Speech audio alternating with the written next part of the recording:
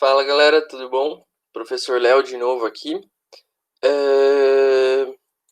Vamos seguir então, galera, para a próxima aula, que vai ser a aula de exercícios, ok? Do que a gente viu na aula 9, que foi as entalpias de formação, combustão e energia de ligação, ok? De novo, pessoal, aqui eu quero dar um aviso antes, que é o seguinte. Esses exercícios, essa parte da matéria, é muito importante que vocês façam os exercícios por si mesmos, sabe? Perdão a minha porta aí, agora fechou definitivamente. Mas façam os exercícios por si mesmos. Pratiquem os exercícios por vocês mesmos. Eu vou disponibilizar a lista depois da próxima aula, eu acredito eu já. Mas é importante que vocês trabalhem os exercícios. Por quê? Vocês vão ver que no exercício que a gente vai resolver agora, vai parecer muito simples, vai parecer muito fácil a linha de raciocínio.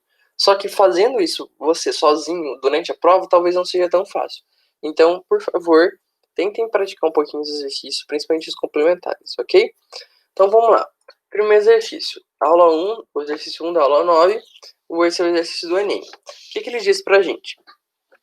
O aproveitamento de resíduos florestais vem se tornando cada vez mais atrativo, pois eles são uma fonte de renda, uma fonte renovável de energia. A figura representa a queima de um bioóleo extraído do resíduo de madeira, sendo ΔH1 a variação de entalpia devido à queima de 1 grama desse bioóleo, resultando em gás carbono e água líquida, e ΔH2 a variação de entalpia envolvida na conversão de 1 grama de água no estado gasoso para 1 grama no estado líquido. Então, pessoal, aqui ele dá o diagrama, beleza? Diagrama de energia, ou de entalpia. A entalpia do sistema do bioóleo e do oxigênio é maior que a entalpia do sistema do CO2 e da água líquida. Então, nessa variação vai ser negativa e vai ser menos 18,8 kJ por grama, como ele disse, por grama de bioóleo, beleza? E, pessoal, ele dá outro diagrama, que é a conversão de água gasosa em água líquida. Essa conversão libera 2,4 kJ por grama, beleza? Aí ele pergunta, a variação de entalpia em kilojoules para a queima de 5 gramas desse bióleo, resultando em CO2 gasoso e água e H2O gasoso, é. Então, pessoal, aqui, por ele falar em água gasosa, surge duas etapas. A primeira etapa é você calcular o quanto de bióleo o quanto a queima do bióleo forneceu energia. Simples. Se ele falasse que era água líquida, você ia embora e falava, beleza, abraços, vamos seguir o baile. Só que ele fala em água gasosa. Então, pessoal, você precisa saber quanto do bióleo forneceu de energia para virar aqui, mas o quanto essas 5 gramas de água absorveram para virar H2O gasoso. Por quê? Porque no processo de água líquida para água gasosa, ele é um processo endotérmico, beleza? Aqui, pessoal, vocês estão vendo um diagrama, estão vendo de água gasosa para água líquida. É um processo exotérmico, menos 2,4. Se você inverte essa equação, você tem água gasosa, água líquida indo para água gasosa com um ΔH positivo de 2,4. Então você precisa saber o quanto de energia foi fornecida pela queima e o quanto de energia a água absorveu, ok? Os dados são, pessoal, exatamente isso. A queima do bióleo produz menos 18,8 kJ de energia por grama e a vaporização da água precisa de 2,4 kJ por grama para acontecer, beleza? O ΔH é positivo de 2,4. O primeiro passo é calcular a queima de 5 gramas de bióleo. Como a gente faz isso? 1 grama de bióleo, aqui ó, 1 grama de bióleo produz 18,8 kJ. Então 5 gramas vão produzir menos 94 kJ de energia, beleza? Só que agora, pessoal, a gente precisa saber o quanto de energia a água precisou para vaporizar. 1 grama precisa de 2,4 kJ para vaporizar. Esse dado aqui, ó, ok? 5 gramas, então, vão precisar de quanto? 12 kJ. Então, para vaporizar 5 gramas de água, você precisa de 12 kJ. Só que, pessoal, ele perguntou o resultado da reação e não o resultado de cada parte. Para fazer o resultado da reação é simples, você soma a energia dos dois processos.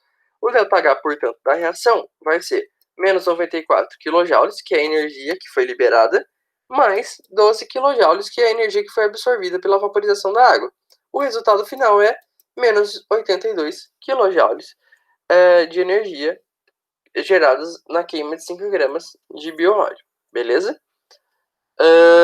Tá vendo, pessoal? Falei que é mais direto, mais simples, parece rapidinho, mas a linha de raciocínio vocês precisam trabalhar, ok? Exercício 2 da aula 9, de Ribeirão Preto, lá de São Paulo. Determine o calor padrão molar de combustão do metanol em oxigênio para formar dióxido de carbono e vapor de água. Aí, pessoal, ele dá a substância e o ΔH de formação. Quando ele dá o ΔH de formação, você já sabe. O ΔH de formação, vocês viram na aula passada, ele pode ser considerado a entalpia de cada substância. Então, fazendo a variação do ΔH de formação do início e do final, você consegue obter o ΔH da reação. O primeiro passo, pessoal, é montar a equação. Por quê? Não importa você saber a fórmula se você não sabe a equação que a equação química que você está trabalhando. Então, o primeiro passo é montar a equação de combustão balanceada. Como é que você faz isso?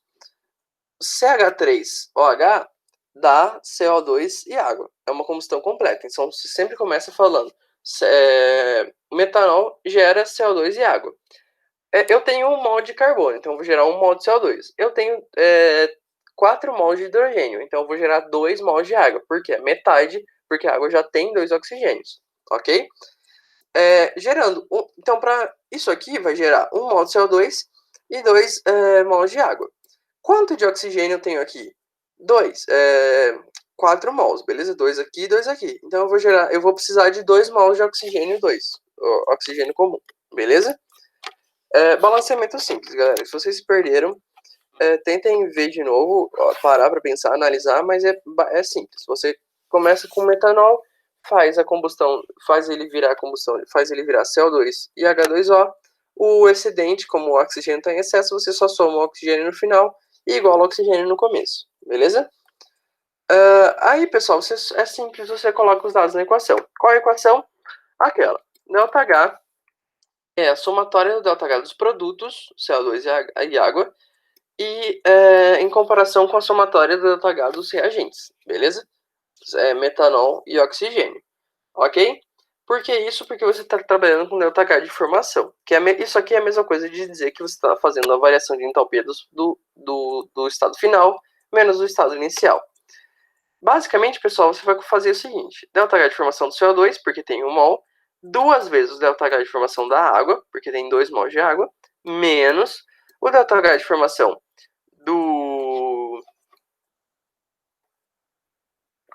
o ΔH de formação do metanol e 2 vezes o ΔH de formação do oxigênio. Aí, pessoal, você vai ver, colocando os dados simplesmente, menos 393 mais 2 vezes menos 2,41, e aí você observa de novo que é importante colocar os parênteses nas equações.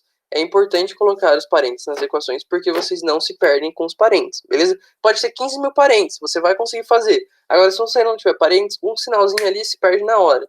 Então, por favor, coloquem os parênteses, ok? Subtraindo, aí você vai ter menos 239, que é o ΔH de formação do metanol, mais 2 vezes zero. Por que zero, galera?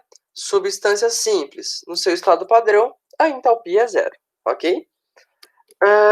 Fazendo essa conta, você vai obter que o ΔH da reação como um todo é menos 668,1 kJ por mol de metanol. Por que por mol? Porque você sempre na combustão você parte de 1 mol de combustível, ok? Então o resultado final o ΔH é menos 638. De novo, galera, parece rápido, mas é importante que vocês entendam o porquê do raciocínio e como calcular e por que usar tal fórmula, ok? Exercício 3. O calor de combustão do acetileno com oxigênio do ar é de 310 kcal por mol. A vaporização na água líquida consome 10, quilocalorias por mol. Quantos mols de acetileno devem ser queimados para produzir calor suficiente para evaporar 360 gramas de água líquida? O que ele está pedindo para a gente, galera? Ele quer evaporar um tanto de água líquida. Quanto? 360 gramas. Só que ele quer evaporar isso com o calor que o acetileno vai gerar quando for feita a combustão dele. Então, pessoal, você precisa saber o quanto de água líquida quanto de energia você precisa para vaporizar essa água líquida, para saber o quanto de acetileno você vai usar, beleza? Porque vai ser a mesma energia. Então vamos lá. Os dados, pessoal, são importantes agora. Por quê? 360 gramas de água líquida são 20 mols de água líquida. Esqueci o líquido aqui, mas são 20 mols de água. Como você faz essa continha? Massa molar, galera. Tá ali. Eu não faço muitas continhas de massa molar, porque é uma coisa que vocês precisam praticar por si mesmos, beleza? Mas é importante vocês fazerem. Aí, a segunda parte. C2H2, ou seja, queima do acetileno, produz CO2, H2O, junto com oxigênio aqui, e gera uma energia de menos 310 quilocalorias por mol de acetileno queimado. Isso aqui, pessoal, está no enunciado. E a vaporização da água, a mesma coisa. Ela precisa de 10 quilocalorias por mol para acontecer. Beleza? Então, o primeiro passo, como eu disse, é calcular o quanto de calor 20 mols de água líquida precisam para serem convertidos em vapor. Como a gente faz isso? 1 mol precisa de 10 quilocalorias. Então, 20 mols, 360 gramas, vão precisar de 200 quilocalorias. Aí, pessoal, você precisa calcular quanto de acetileno é necessário para liberar essa energia. Por quê? Essa energia, 200 quilocalorias, o enunciado quer que venha só do acetileno. Então, você precisa saber quanto de acetileno libera 200 quilocalorias. Como a gente faz isso? 1 mol de acetileno libera menos 310 quilocalorias por mol. Então, para ele liberar 200 quilocalorias, vão ser necessários 0,645 mol de acetileno. Ok? Essa é a resposta. Como assim? 0,645 mol de acetileno geram 200 quilocalorias. Essas 200 calorias aquecem 20 mol de água para transformar esses 20 mol de água líquida em 20 mol de água no estado de vapor. Beleza? Talvez não fique claro porque vocês ainda não tenham praticado. Então, por favor, pratiquem. Tentem dar uma olhada nos exercícios, olhem certinho a resolução que eu estou colocando aqui para vocês, porque é basicamente essa. Não tem como ficar, sabe, dourando a pílula. É isso aqui que vocês precisam saber e é importante que vocês aprendam o passo a passo desses cálculos. Belezinha? Último exercício, galera. Eu acabei de ver que eu não troquei o número aqui. Mas eu já tô gravando, então desculpa, pessoal. Exercício 4 e no exercício 2 da aula 8, beleza? Exercício 4 da aula 9. Vamos lá. Abaixo é apresentado um quadro com algumas energias e ligações no estado gasoso. Aí ele dá esse quadro aqui. Substância e energia. Aí ele dá HHA, ClCl, OO, NN, HCl, HBr, HI. Beleza? E as energias e ligações. E aí, ele faz algumas afirmações. A primeira. É preciso mais energia para decompor a molécula de oxigênio do que para decompor a molécula de nitrogênio. O que é decompor, galera? É romper a ligação. Para romper uma ligação, o que você precisa fazer? Fornecer energia. Então, se você tem uma energia de ligação mais baixa, ou seja, com um módulo menor, para romper ela, você vai precisar de uma energia menor. Se você tem uma energia de ligação mais alta, ou seja, com um módulo maior, para romper ela, você vai precisar fornecer mais energia, ou seja, você vai ter uma dificuldade de decompor maior. Ele está comparando o oxigênio e o nitrogênio. O nitrogênio, pessoal, aqui, ó, tem uma energia de ligação muito maior do que a do oxigênio. Então, para decompor o nitrogênio, você vai precisar de muito mais energia do que para decompor o oxigênio. Então, essa afirmativa é falsa. Por quê? É preciso menos energia para decompor a molécula de oxigênio do que para decompor a molécula de nitrogênio. Justamente por isso. A energia de ligação precisa ser quebrada. Para ela ser quebrada, você precisa fornecer esse módulo de energia. Beleza? Alternativa 2. A molécula de HCl deve ser mais estável que a molécula de HBr e HI. Beleza, pessoal? O que é ser mais estável? Veja, ser mais estável é você dizer que é mais difícil aquele composto mudar de forma. Ou seja, ele é estável daquela maneira. Como você muda a forma de uma molécula? Você rompe a ligação. Então, se um composto é mais estável, quer dizer que a energia de ligação dela é mais alta, ou seja, você precisaria de mais energia para romper aquela ligação. Então, quanto maior a energia de ligação, mais estável vai ser o composto. E o contrário é verdadeiro. Quanto menor a energia de ligação, menos estável vai ser aquele composto. Ou seja, mais fácil vai ser romper aquela ligação. Ok? É isso que você tem que entender. A molécula, comparando os aletos aqui, você vai obter o quê? A molécula de HCl tem uma energia de ligação maior do que a da molécula de HBr, do que a molécula de HI. Então, falar que a molécula tem uma energia de ligação maior é a mesma coisa de dizer que ela é a molécula mais estável. Então, é verdadeiro que a molécula de HCl é mais estável que a molécula de HBr. Beleza? Isso é uma alternativa verdadeira. Aí ele faz outra pergunta em relação à estabilidade. Ele pergunta: entre as moléculas gasosas H2O2, Cl2, a molécula de Cl2 é a menos estável. Como é que a gente olha a estabilidade novamente? Quanto maior a energia de ligação, mais estável é a molécula. Quanto menor a energia de ligação, menos estável é a molécula. Então, a energia de ligação do Cl é menor tanto quanto do que o do HH, quanto do oxigênio. Então, a molécula de Cl desse grupo é a menos estável, beleza? Tá certa essa afirmativa também. Aí, pessoal, ele pergunta a última coisa. Alternativa 4. Deixa eu apagar aqui. Alternativa 4. A reação entre hidrogênio hidrogênio e cloro, resultando em 2 mols de HCl, deve ser endotérmica. Como é que a gente descobre isso? A gente tem que calcular o quanto de energia foi necessário para romper as ligações do hidrogênio e do cloro, beleza? Porque romper uma ligação é um processo endotérmico. E o quanto de energia foi liberada ao ser formada essa nova ligação HCl, 2 mols dela, beleza? Então, o que a gente faz? Para romper um mol de ligação de HH, você precisa de 470. Para romper um mol de ligação de Cl, você precisa de 242. Então, isso aqui dá aproximadamente 700 kJ por mol desses compostos. Veja, aproximadamente por quê, galera? Eu não preciso aqui ficar calculando, porque o exercício não está me pedindo um número específico. O exercício está me pedindo para ver se é endotérmico ou endotérmico.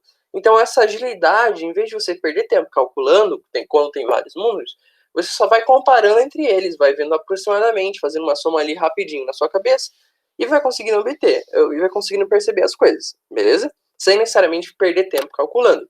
Então, isso aqui dá aproximadamente 700. Ou seja, para romper as ligações de H2 e Cl2, eu vou gastar aproximadamente 700 kJ. Agora, pessoal, quanto de a energia vai ser liberada quando esse HCl for formado? Veja, eu tenho 2 mols. Então, é 2 vezes a energia de ligação dessa molécula. Então, 2 vezes 431 dá aproximadamente 860. Perdão, pessoal, vou escrever de novo para vocês poderem ver certinho. Quando essa ligação é formada, ou seja, quando a ligação de HCl é formada,